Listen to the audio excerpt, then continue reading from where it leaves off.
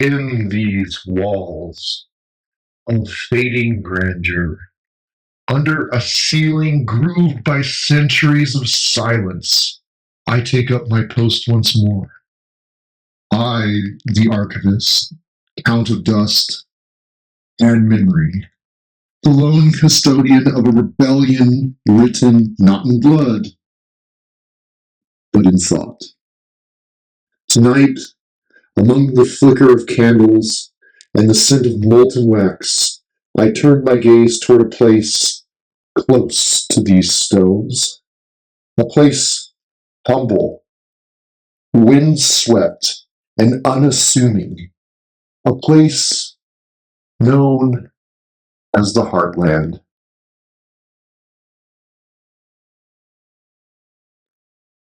Close your eyes, my curators of the crypt. Imagine not these gothic vaults, but a gravel road stretching endlessly beneath a sky wide,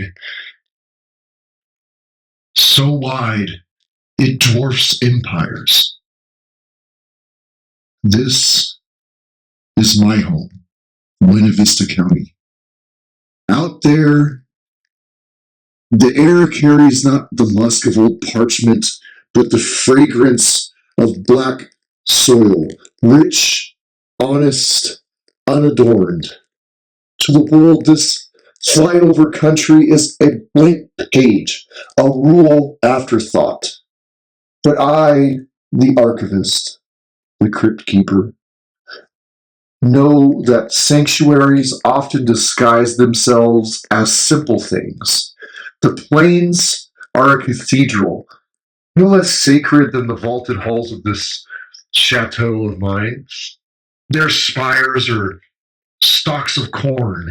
Their choir is the whisper of wind. Storm Lake, my own abode, born of a storm that nearly drowned its own surveyors, stands as a reminder that the beauty often bares its teeth before it smiles. Tonight, in this sacred room of rebellion, I offer you the truth buried beneath the topsoil, the global soul isolated, overlooked, and yet beating in a local body.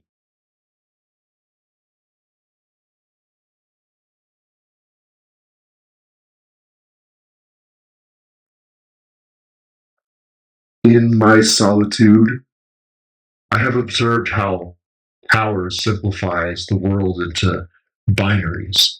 It is the oldest trick of kings and clerics.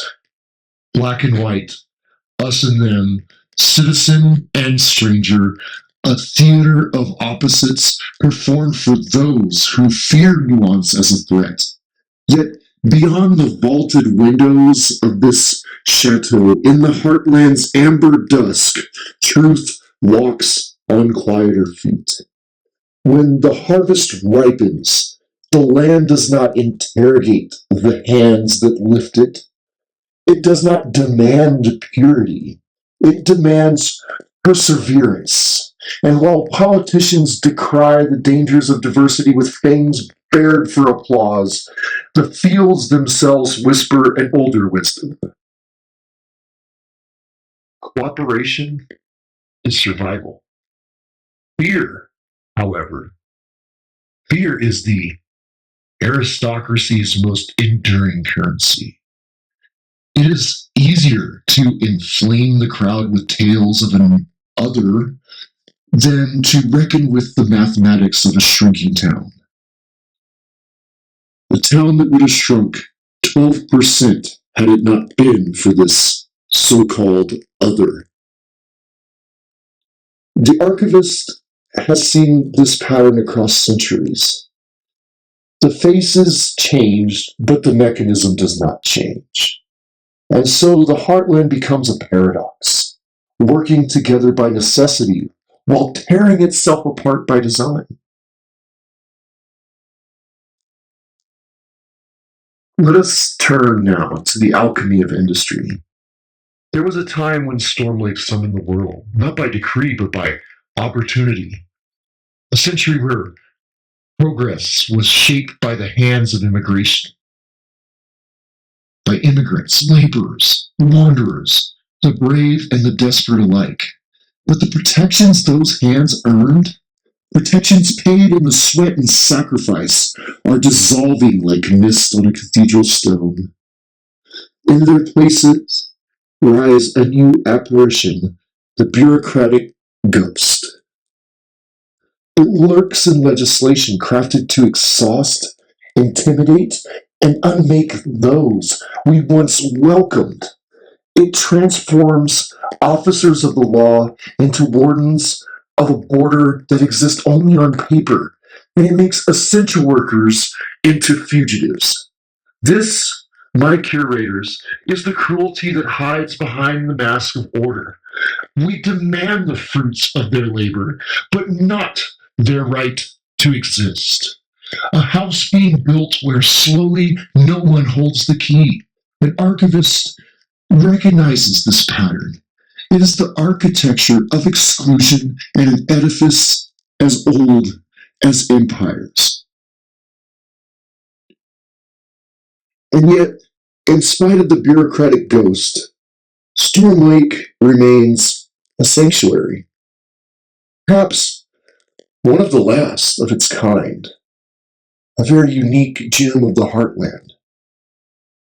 Not because the laws allow it, but because the people insist on it. They cling to it. It's been a part of us here. It's in the taverns, it's in the aisles of grocery stores, in quiet nods exchanged in the parking lots under winter skies. A Lao child, a Mexican mother, a Micronesian student, an Iowan farmer, standing in line together, living the truth that politics tries so hard to erase. These, my disciples of the dusk, are the essential fugitives, needed, ignored, irreplaceable, unprotected. And so I pose the great question of this movement, the intellectual riddle at the heart of the Heartland. If progress dies everywhere else, why does it survive in this unlikely and forgotten place in the mud, frost, and wind? How do we resolve a system that cherishes labor but punishes the laborer? How do I silence the loudspeaker of fear? How do we silence the loudspeaker of fear? How does anyone silence that loudspeaker of fear so we may hear the whisper of truth? In these hallowed ruins of aristocracy and rebellion, I ask you, curators of the crypt, keepers of the forbidden wisdom, what crypt shall we exhume next? Be a part of the archives. Tell me your stories in the comments. Subscribe to suggest content in the future. And until then, ex lus in tenebris lucet.